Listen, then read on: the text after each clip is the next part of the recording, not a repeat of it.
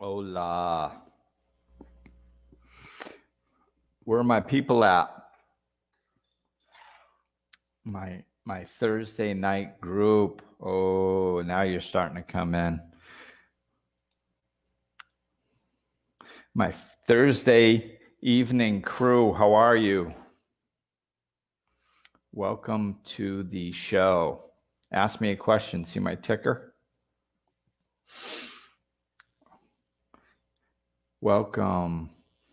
If you have a question I can help with, put it in the comments and I will answer it live. My ticker comments. So everybody, welcome. Today I was going to start off, and please say hi, throw in your comments.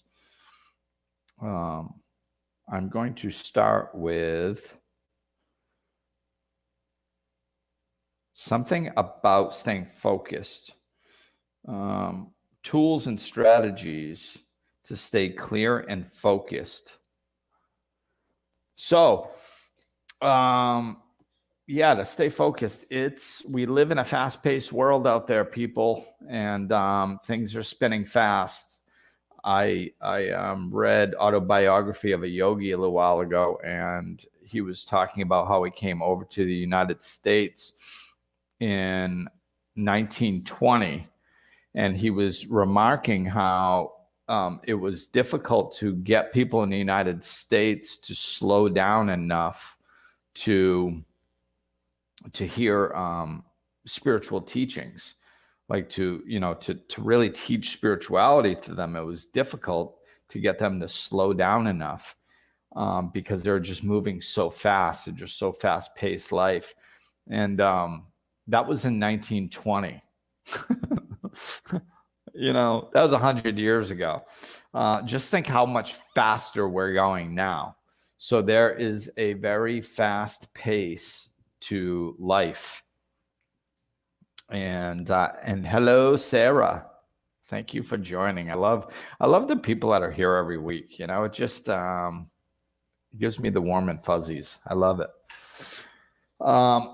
So yeah, we're moving in such a fast-paced world, and it's so largely unconscious, and I'm talking about those, including those of us that have woken up spiritually to some level. We are unconscious still many times in our lives, doing things and stuff. We fall into unconsciousness pretty regularly. It happens. So there's so much unconsciousness in the world. There is so much pull to live the way that we've all been taught to live. We've been domesticated to. We've been society's teachings that obviously, if we look around, if you look around, most of society is living in a fairly consistent way, and most of society is unhappy. So the way most people are living is not working. So, but it's got a strong pull to it anyway. Because we're all doing it. We're all taught to live this way. So, to break away from that, we need to consistently drop back into our consciousness, drop back into a mindful state. So, there's tricks that I've used over the years to do that. And, a lot of it is just capturing our attention to snap us out of the unconsciousness. Once you just pause for a moment and realize where you are or what you're doing, or that you are unconscious or something, you've automatically broken it right then. So it's just about becoming aware. So one thing that I like to do is ask for help. This is a wonderful thing to pray for, because, I think a lot of people pray in the wrong way. We don't really, a lot of people are running around asking for what they want. And, there's that very famous saying that God cannot do for us what we can do for ourselves. And there's two sides to every coin. So God will do for us what we can't do for ourselves. So, so we need to look at both sides of that coin. And oftentimes we don't look at the other side. We just go, we only look at one side. So God will do for us what we cannot do for ourselves. If you don't believe in God, then the universe will, because it's rooting for you to expand as a being. So it expands. So one of the things that we can ask for help with is awareness. Because if we're not aware, how are we supposed to make the adjustments that we're supposed to be making? We're unaware. There's no hope for us to make any adjustments. So when you ask for awareness, that's something that, if you believe in God, that God cannot do for that we cannot do for ourselves. So therefore, God will do for us. So the trick is that when we will get awareness, if we ask for awareness, please help give me awareness of when I'm acting unconsciously, when I'm not centered. Please let me notice this quicker, so I can come back to the present moment quicker. If we ask a prayer like that, if we put out an intention like that, it's going to come to fruition. It's going to happen. And as it happens, the trick of it is to, when our attention is grabbed, when we notice that we are being unaware, now all of a sudden it becomes our responsibility to follow through. And if we do not do that, the gift of awareness will slowly diminish until it's not there anymore, because we're not utilizing it. We're not doing our part. And what I mean by our part is when that awareness arises, when we go, oh, like, geez, I'm caught up in something, or I'm, where was I? A lot of times the tendency is just to dismiss it, to say, well, I'm too busy. I'm working right now. I'll play with this spirituality stuff about being present when I'm home, not doing anything, and it's more convenient. That's the tendency we have. And usually we don't verbalize it that specifically, but that's what it means. That's what our actions show. Our actions, we rationalize why we can dismiss it and why we're not going to do it right now, so we can get back on track of being busy. And if we do that, it's not going to work. So when the awareness comes, even when it's difficult, and we don't have to do it perfect, but we have to really put effort into it, as often as possible, just going, wait a minute. Oh, no, I can't take a moment right now. I'm right in the middle of something. Wait a minute. It's just a couple seconds. Just hold on. Just center. Just come back to the present moment a little bit. Now, can I continue doing what I'm doing in a more controlled way, where I'm not just doing, like in a centered way? There. Okay, I'm still completing my task on the computer. I'm still doing what I need to do. Yes, maybe I'm moving a little bit slower right now because I'm doing it more mindfully. But as you get better at it, you can function at faster paces without losing the sensation of being centered. And that's how you can train yourself. Take little moments, and sometimes it's going to last 3 seconds, and sometimes it'll last longer. But it's about breaking the monotony of the constant pull. And by doing that, we regain control of our lives. Our brain is just used to spinning. That's why it spins, because that's what it's used to. So the more we can just stop it, and then stop it, and then stop it whenever we want, now all of a sudden we're regaining control over our mind and our consciousness. And we can start stopping it whenever we want, and that's really what we're trying to achieve here. And of course, not only stopping it whenever we want, So when we go, hey, I need to calm, we go whoop, and drop right down into the centered space and relax very quickly. We'll get much better at that, but we'll also be able to function and perform tasks more while centered. You can practice this brushing your teeth. Try to brush your teeth without losing the sensation of being centered. And so that might help too, the sensation of being centered. If you're still, I have better luck hanging on to a sensation, a feeling, than I do keeping my mind still. As some of you may have guessed, I'm like ADHD, my mind's bouncing around and stuff. So getting it to be still is not easy for me. I have better luck not latching on to thoughts that go by than I do actually stopping them. So that's one thing. But what I'm talking about is I have a better right now. I'm talking about I have better luck staying in a centered space and staying connected to the feeling of being centered, which is a peaceful, calm feeling. Like I'm feeling it now just talking about it. So I can do this, and I can move around and pick up my phone and do, but I picked up my phone a little too quick there, and I wasn't paying attention, and it went away. But as soon as I recognized that it went away, I put my attention back, a portion of my attention, and it came right back. So now I'm centered again. And it's like, and now I can feel that sensation as I'm moving my arms and turning around. And you can actually learn to function centered, but it just takes practice. So that's some of the ways you can do it. Do it when you're in a shower. Experience the water falling over you instead of thinking about the 32 things that you're going to do when you get out. Ask yourself, where am I a lot of times throughout the day? And I don't mean physically, mentally, where am I? A lot of times you're doing things and you're thinking about other things. And it's like, am I here? Where I'm here. I'm in my office, in my house. It's okay. Just anchor into the moment.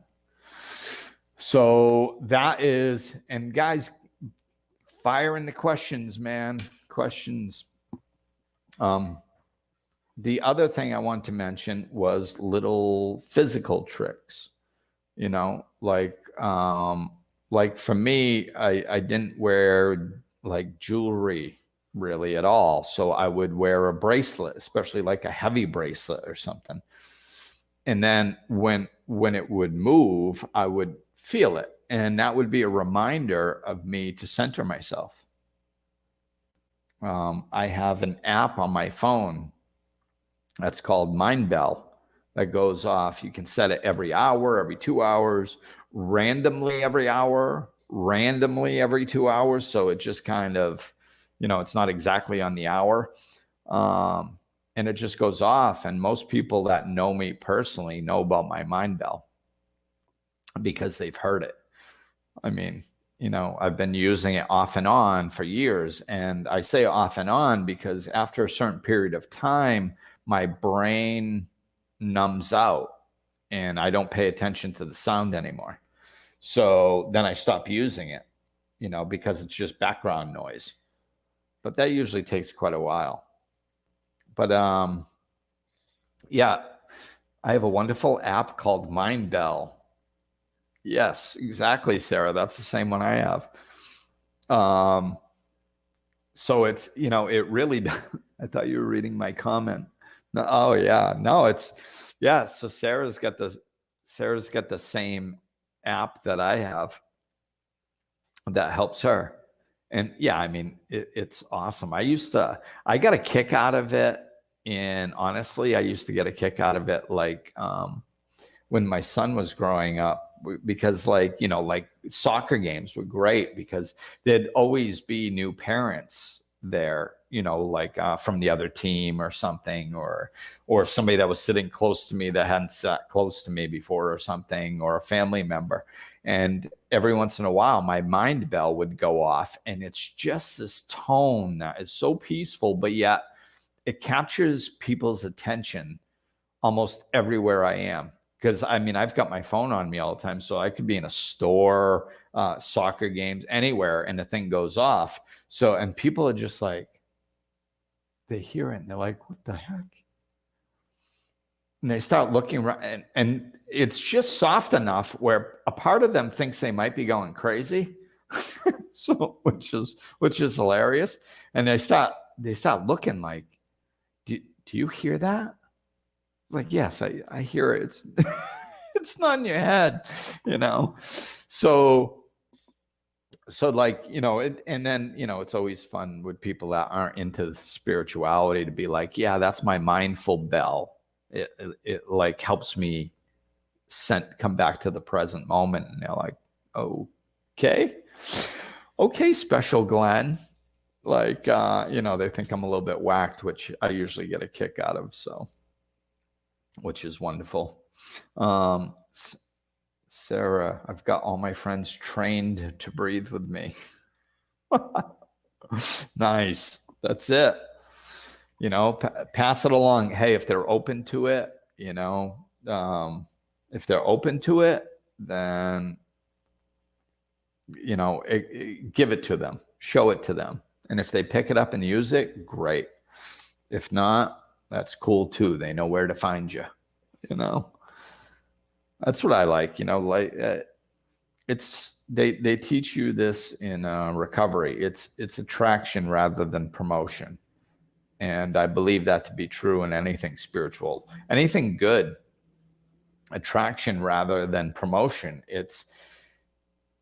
We don't need to convince people to be spiritual or talk people into being spiritual, or like life will do that. Life does a really good job at getting people to seek out spirituality, especially right now, you know, because that's what suffering does. It's, you know, I don't like to see people suffering, but when they start talking to me and they're suffering, I get excited because it's like, yes, hopefully they're ready now, you know. And all we have to do really is just be love. I know I've talked about this a lot lately, and it's true. Just be love. We have to just continue just being who we want to be. And I'm really taking it to a whole nother level in my personal life. It's like, that's my whole focus. I mean, of course I still take action. I'm on here on a Thursday night at 7:00 in a DR. So, I mean, I'm taking action. I'm out here. I'm sharing thoughts. I'm sharing, you know, things that I've learned. I do my, you know, I'm continuing to release my podcast. I'm continuing to work with my clients, all that stuff. But that is giving from the overflow. And I'm diving into my own work more and more and more, and just being love and letting go of all the noise that's out there. And it's funny, the more I do that, the happier my life is, and the better things go externally. You know, my business is going better and better, and opportunities are coming, and things that I've been trying to work through on my own here and there are just kind of opportunities, and options are just falling into my lap. And it all falls into place and comes together so much easier when I'm just focused on doing my work, when I'm just focused on just, you know, being love in all situations, being calm in all situations. And I don't mean to say that I do it perfectly, you know, but I'm trying like heck. And the more I put that effort into me, you know, I've been saying all work is self-work. That's the kind of like a foundation of a lot of my teachings. Like, happiness is not external. It comes from within. But there's always, unless you're floating around all day, every day, and just pure peace and contentment. And I have done that through periods of my life. And I haven't done that in other periods of my life. But unless you're there doing that, like, we can go within more. We can go within more. And it's not to say that we're never going to experience anything negative. That's not what I'm saying.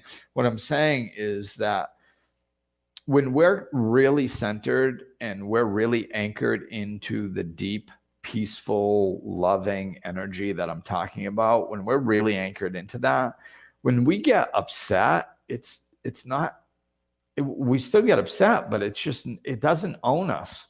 It doesn't knock us off our center. We're sitting there like, yeah, I'm pissed.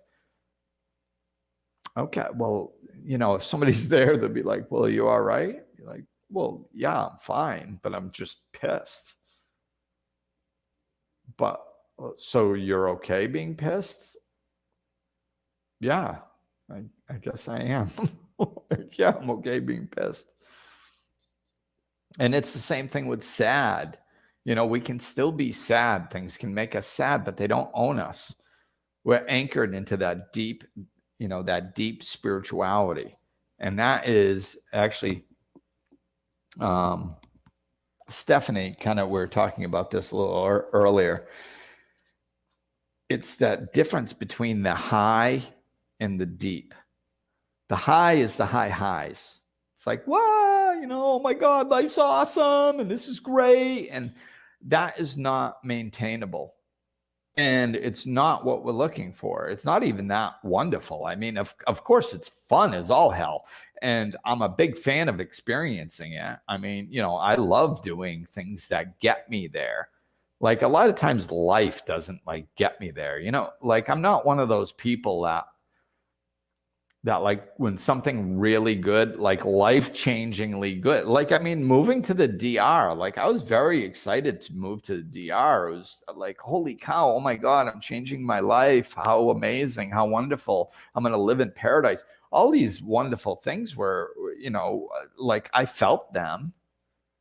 But if somebody was like, well, are you excited? I don't really know how to answer that question. I can't go yeah, oh my God, I'm so excited, and jump up and down. I'm just not that person. Some people are, and God bless them. I'm not that person, but I do things to experience high highs. Adrenaline stuff does it for me often. I think that's why I do it. Go jump out of an airplane. That's a high for me, and going to waterfalls and all kinds of stuff. So you can experience that, and it's fun. And I highly recommend experiencing fun, high, enjoyable stuff. But it doesn't have anything to do with spirituality. It's not spirituality. Spirituality is a deep, contentment, gratitude-based, foundational, you can't knock me off of this, I'm good feeling. And if that doesn't really sound that great, you're not understanding it yet.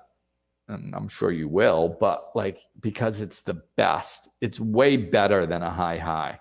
Just feeling this centeredness of love and that you are cared for and that you're safe. And that just everything's okay, that I'm freaking good, man. Just that deep, and you can feel it through your entire body. That is what we're after. That's what we're seeking. That's spirituality. That's the most powerful thing in the universe, is that deep, authentic, autonomous, just, I got this, so we don't get knocked around by life all the time, and we don't take things so seriously. And then when we're in that vibration and we're really anchored and we're not taking things so seriously, we can have more of those high highs, because why not? Just go have fun. I mean, it's not that big of a deal. We're not worried about our safety and repercussions and oh my God, what's going to happen? we're not waiting for the other shoe to drop. We're not like, we don't have this sense of impending doom that we're going like, oh no, like, oh, I'm happy, but it's going to end at some point, or because we're not taking things so seriously, because life doesn't sway us around. We're just anchored, you know. Come on, people, where you at tonight? I know you're watching. I see some of you, but I'm not seeing any questions or comments. Sarah is helping me. Thank you, Sarah. I once got people in line at the store to download it when they heard it. Yeah.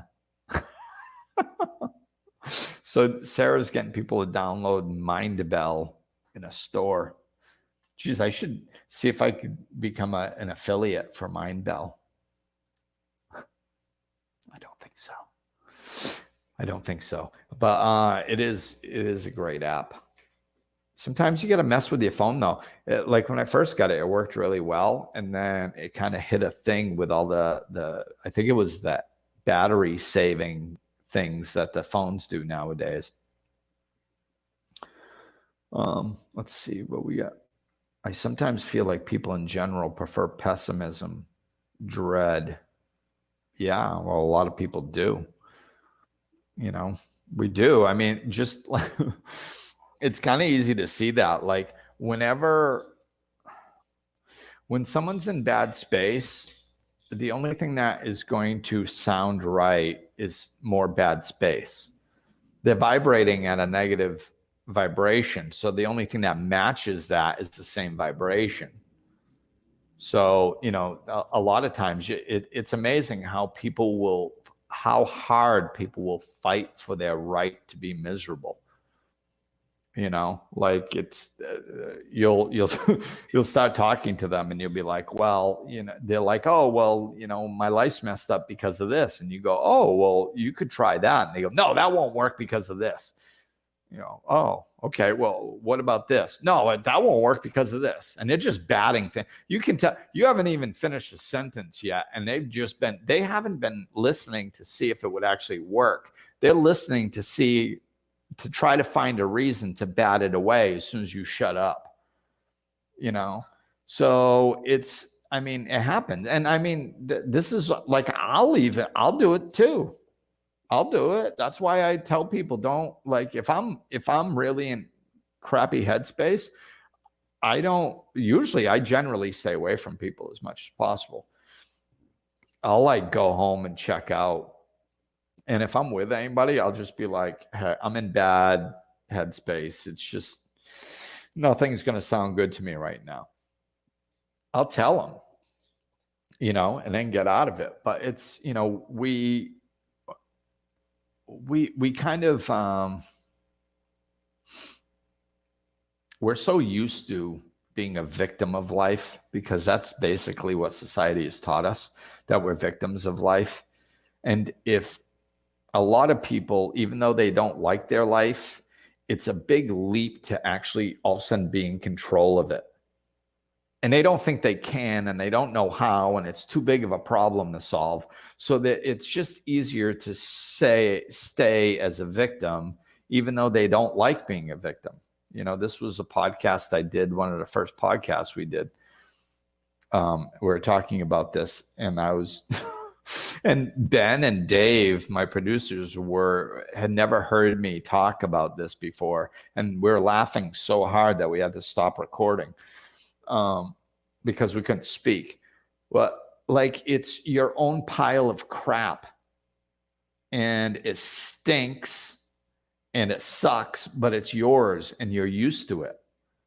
So like you hang on to it, you know, like because you're comfortable in it and it's warm and it's your crap and you're used to it. So even though it stinks and it's horrible and it's bad for you, there's a comfort level there.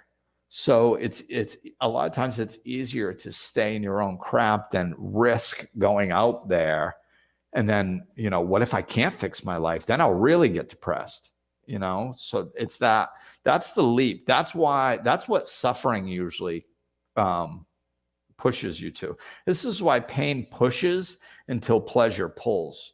So often pain pushes us to want to change. Suffering pushes us to want to change. Once we start making the changes, then the pleasure of that change starts pulling us, and that's much more pleasurable.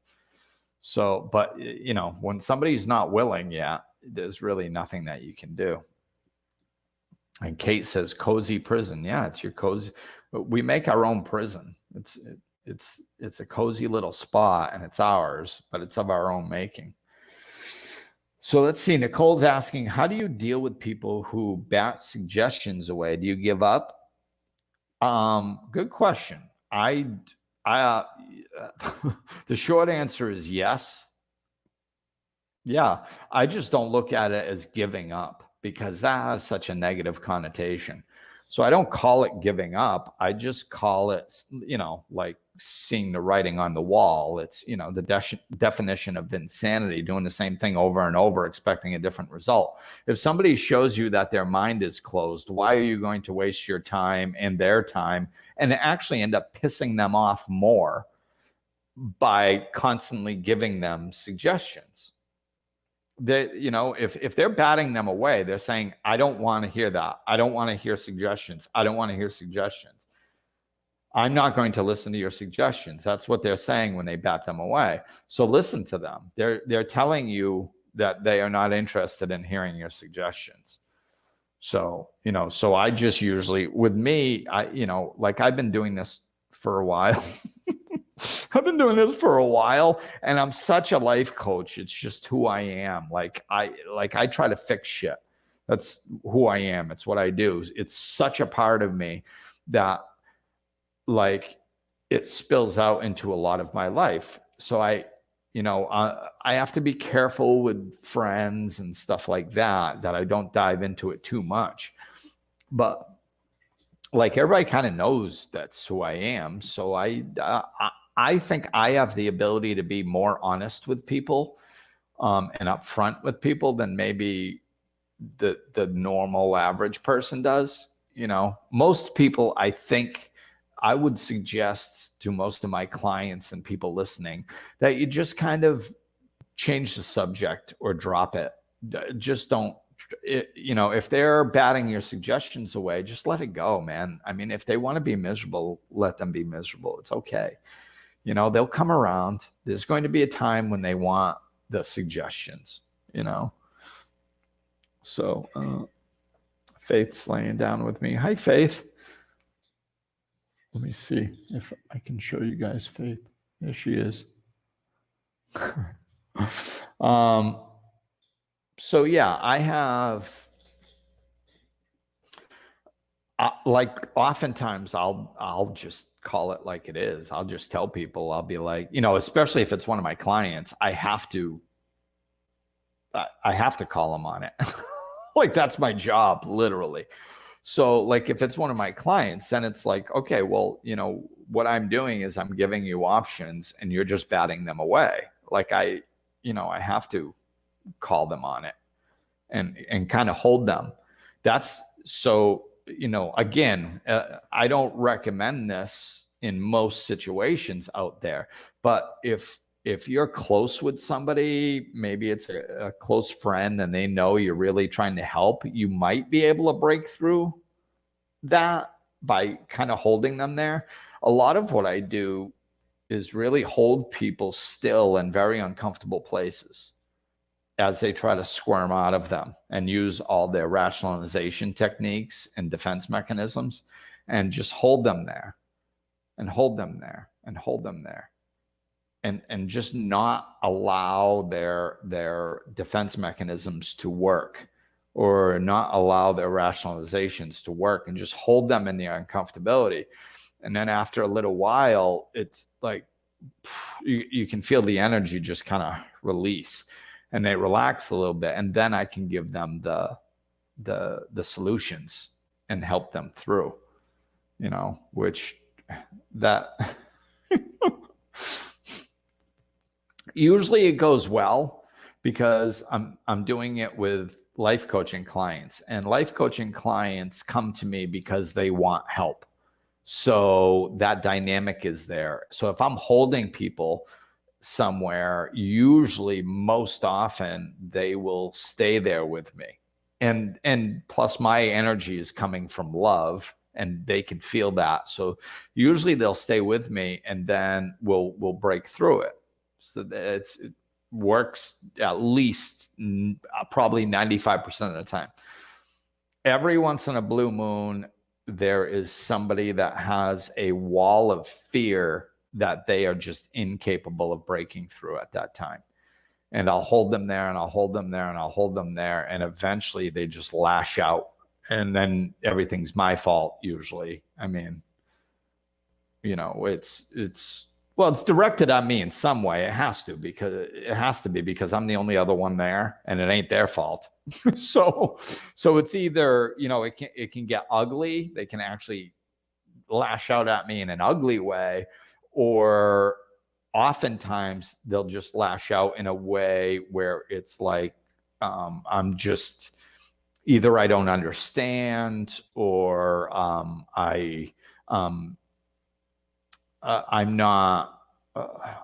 not good at what I do. I'm not phrasing that exactly right, but I'm incapable of helping them, or something like that. Usually that's what it comes to. If somebody has just such a wall of fear where they've decided where they were trying to open when I was holding them there, and then it came decision time, they either pop open or they lock back down. And some people, every once in a blue moon, the pain is just too much, and they just lock back down tight. And that's when that happens. And which is fine, at least they're, that's where they are. And then sometimes they come back a year or two later, and they're like, hey, what? I wasn't ready. Sometimes people just aren't ready. They think they're ready, but when they really face that wall of fear, they're just like, it's just too big, and it just whoom, and they tighten back up. They have to go out and experiment a little bit more. They have to go out and, run into a few more brick walls, and then they come back and they're like, oh, okay, now I fully understand that there is no other way. I have to go through, which is great. I love when people come back to me like that, because that's like, they are ready, man. If you like, you say jump, they go, how high? Those are it's great working with people like that, because they're just so ready. And that's when their change really happens so quickly. The change happens the more you implement what is talked about.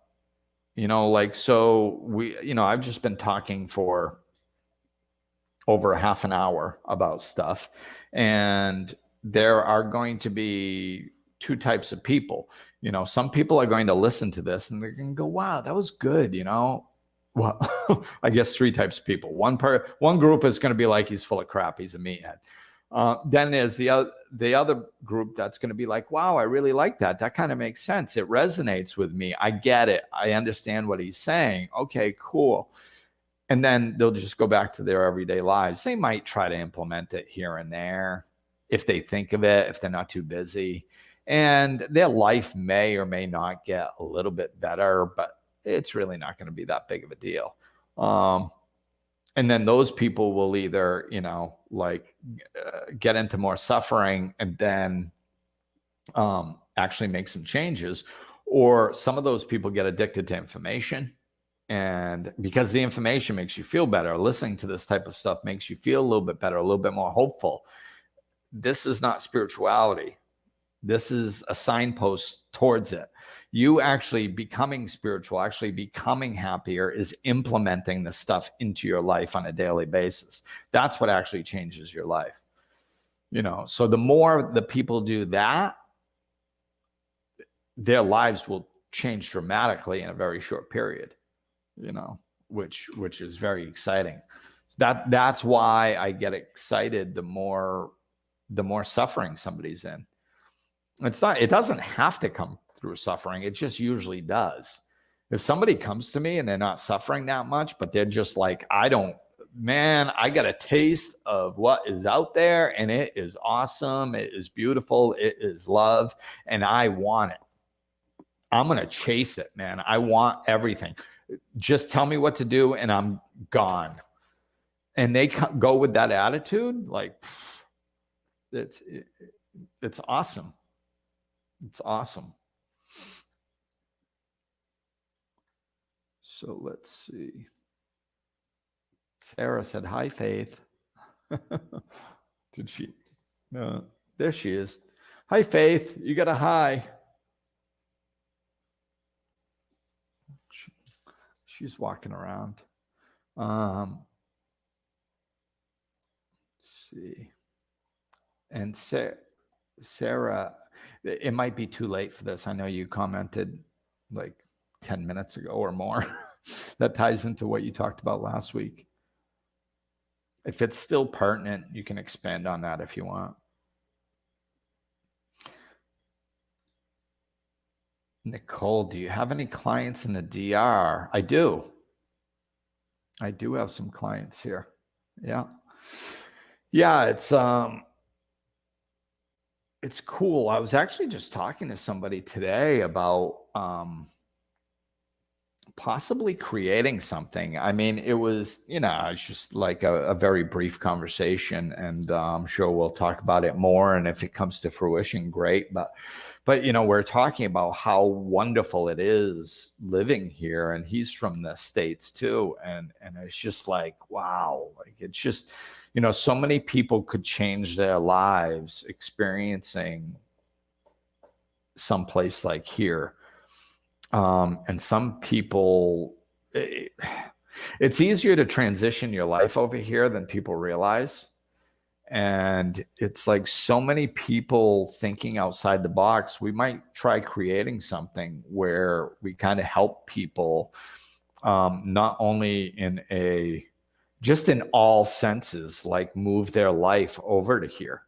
And of course I would be the life coaching part of that, because I mean, it's not what we do. Like if you're unhappy in the United States and you're going to come to the DR and think you're going to be happy, it ain't going to happen. Like, I'll tell you that right now. That's not how it works. We used to say in recovery, and if an asshole gets on a plane in Massachusetts, an asshole gets off the plane in Florida. There's no geographical cures. I mean, that's not how it works. No matter where you go, there you are. So the work is internal, so that's kind of why, if we design something, then I would bring in the life coaching aspect of that and be like, let's make sure your intentions are right. What type of life are you trying to create? How do you want to create that? What does that look like? So once you get a clear intention and you understand how to bring happiness into your life, because I mean, it sounds kind of silly, but I've heard Oprah talk about it and other people talk about it. And it's like, if you ask people, what do you want out of life? I want to be happy. Okay. How much effort have you put into being happy? Like, well, what do you mean? Yes, exactly. So everybody wants to be happy, but oftentimes we don't know what it looks like and we don't know how to achieve it. So I mean, we're kind of bouncing around ideas of trying to help people with that.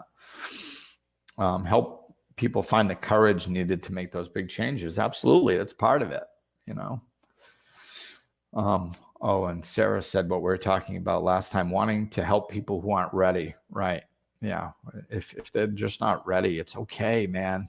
Let them continue living their life. When they are ready, they will want to change. And now let's see, we've got, I don't know if I know Jennifer, struggling with health anxiety, living fear-based because of childhood trauma. Any tips for intrusive thoughts and catastrophic thinking?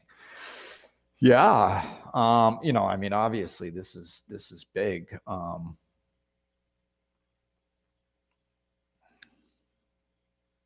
Let me just see what I mean, I could go on for a couple hours on this. It's just so juicy. So I'm just going to try to get still and see what really wants to be addressed, or what I should address now.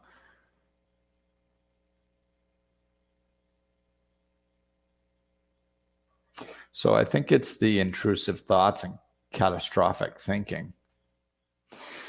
Because it kind of points back towards the health anxiety and fear-based because of childhood trauma anyway.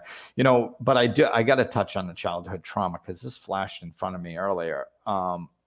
Maybe that's why Jennifer's asking this question. So the childhood trauma, the thing that we have to understand about childhood trauma is that it's not as hard to get over as people think it is. Oh, I shouldn't say that. It can be hard to get over. It's not easy. I don't mean to imply it's easy. It can be difficult to get over, but it's simple. And I think that is one of the biggest things that people don't understand about a lot of spiritual work, including childhood trauma. The system is rigged for us to survive, to thrive, to work through this stuff. The whole point, like, there would not be childhood trauma on this planet unless it was pushing us towards where we wanted to go. That's what suffering does, is it pushes us towards where we want to go if we allow it. And trauma is, I get it, it's hard, man. I'm not, I'm not trying to minimize the childhood trauma. I mean, it's big, it's huge. I get it. But it doesn't mean that it can't be our catalyst. Like, this is one of the main things I learned. This is why I can help people. I swear to God, this is one of the biggest insights I've ever gotten, and it's why I'm capable of helping people. Is because I at some point when I woke up, I understood that it doesn't matter the flavor of the dysfunction. It doesn't matter that much if you're talking about like a garden variety, not feeling good about yourself in a fairly functional household, and childhood trauma. They're very different externally. They feel very different. The manifestations are very different. The levels of suffering are dramatically different. I get that. They're very different in many, many ways externally, and the way we're used to looking at them. They're very, very, very different. But that's not where the solution is. That's where the problem is. The problems are very, very, very different. But when you start looking at the solution, the solutions are the same. And that's spiritual law. So if you have a dysfunction, you can transcend it. Now, some are going to be harder than others because of the external and the grip that they have and all that stuff, but the dynamics are the same. So sometimes it's easier to pull somebody out of a childhood trauma than it is to pull somebody out of a garden variety, I don't feel good enough. Because the suffering is more, and the suffering will push you to do anything to not experience it anymore. Where over here, people who haven't suffered that much, they're like, yeah, it hurts, but they don't have the push that people that have trauma have. So if you use it in your favor and you understand that I get it, it's hard, it's been difficult, but the dynamics of shifting something are not complicated. It's not complicated. Like, it just, we can go in there and work through childhood trauma in a very specific way. All it takes is opening. That's it. It just takes opening to look at things differently. So these are the three things that are necessary for change: an open-mindedness, honesty, and willingness. You have to be open-minded, even when somebody is saying, like, childhood trauma has such a hard pull. It's so much energy. It's so negative that like, it's hard to stay open through that. But if you can, that's where the change is. If you can stay open-minded to understanding that you can be beyond it, that's open-minded. There's a possibility. That's all you need. Just understand, just opening just a crack, just enough to know, just to hope. You don't even have to know. You just have to hope that maybe, possibly someday, if the stars align just perfectly, maybe there might be another way to live that's beyond that trauma. Maybe. That's all you need. That's open-mindedness. That's the little slot that's needed for the solution to squeak through. That's it. That's all you need. Open-mindedness. And then the other two things is you need to honesty and willingness. You need to be willing to stand in the uncomfortability that I was talking about earlier, because I will hold you there. And you can transcend it, but it's going to be uncomfortable and you're not going to like it. And you're going to want to squirm away and lean back on old defense mechanisms that have gotten you this far. But if you have to be willing to stand in it, and you have to be able to be honest with yourself. I mean, honest with me, yeah, kind of, but I can see through that. So it's really not that big of a deal about being honest with me. You need to be honest with yourself. That's what you need to be honest with. And, and understanding. So when I'm showing you stuff and those rationalizations and defense mechanisms come in that you want to lean on and squirm your way out to stay back stuck, that you're able to be honest with yourself and go, no, that I'm just trying to rationalize my way out of this. I know it's uncomfortable. I know it's hard, but I need to stay in it. And that's basically it. That's the open-mindedness, honesty, and willingness that it takes. I'm hopeful and open. I just tend to approach everything with fear. Yeah, well, that's of course you do. Because that's what childhood trauma does is it makes us approach everything with fear. So, I'm going to try to keep this a little bit broad because I want everybody to get it. And if I get too specific, a lot of times without knowing the person, I don't want to turn you off or other people off that are listening by getting too specific, because there's multiple ways to come at this to get the same solution, depending on your belief systems. See, that's what's beautiful about spiritual law. It doesn't matter if you believe in God, the universe, nothing. I don't give a crap what you believe in. It's like you can get to the same place. It's law. It's just universal law. It's how things work. So you get there. You can get there.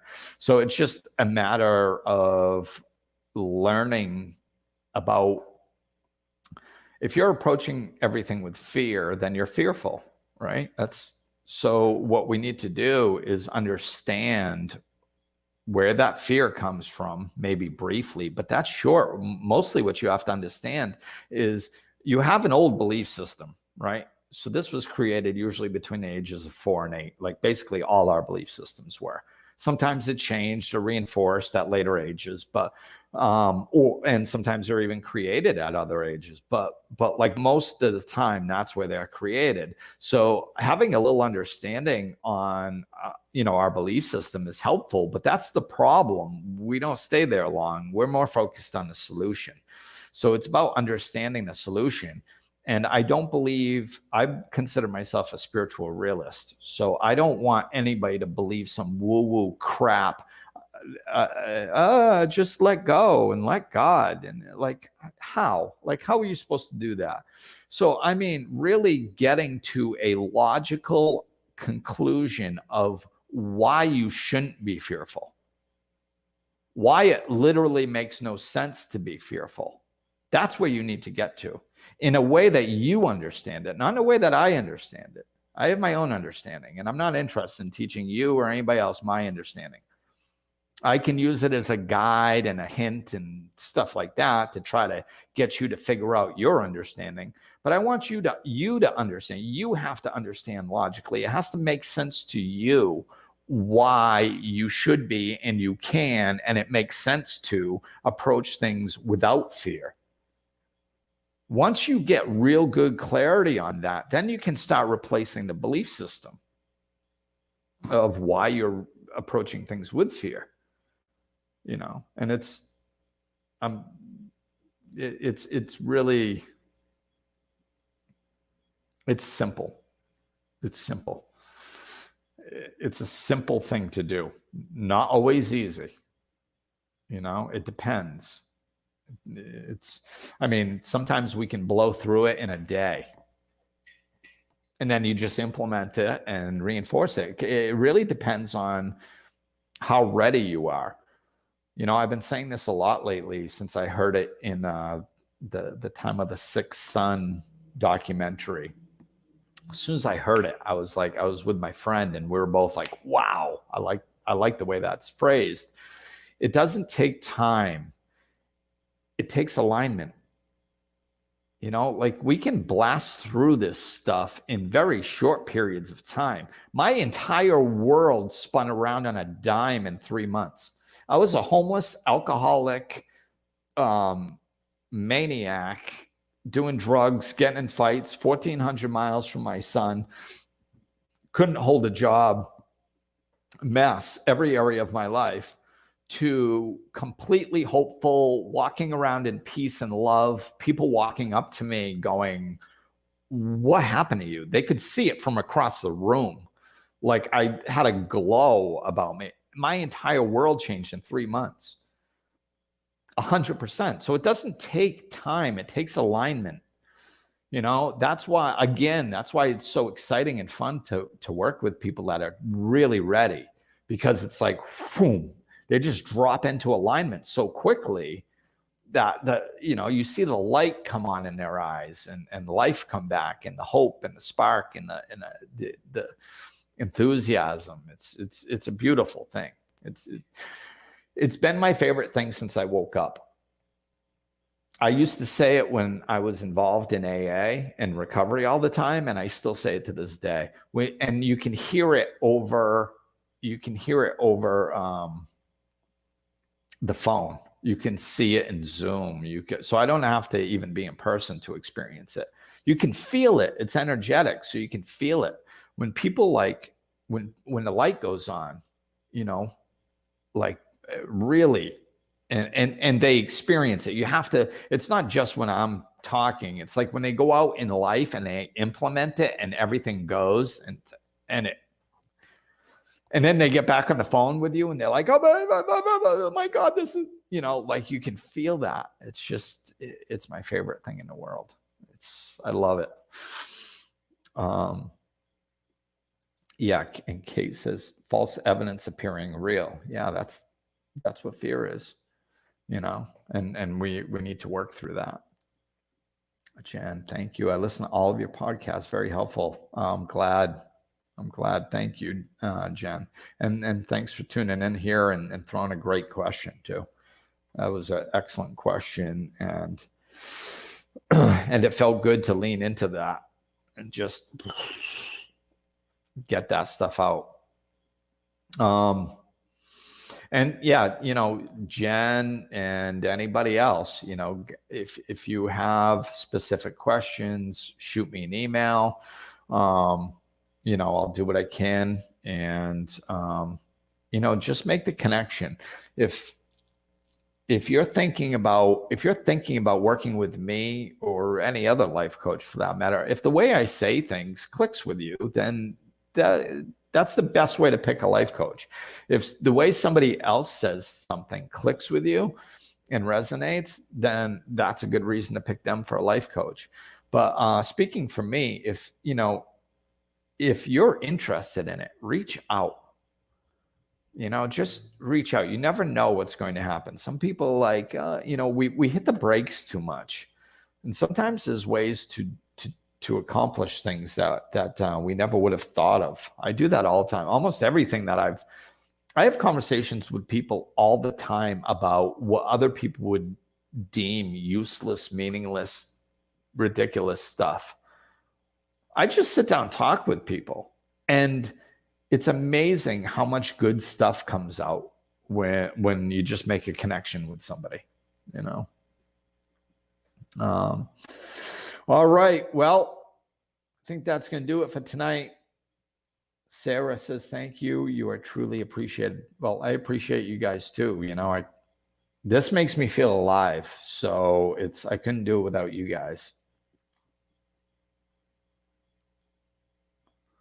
Kate, so glad your dog's name is Faith and not Shark, especially as you walk on those beautiful beaches out there. Yeah, Shark. That would be. I probably shouldn't be yelling Shark out there. Although lately, most of the people have not been out there again. It got a little busy with the holidays and the Dominican holidays. And then now it's like peaceful and quiet out there again, which I love. So, all right, everybody. Thank you for listening. And what the heck do I do? Well, don't forget my website. Where's my... Well, I think I hide that. Click that. This is my website.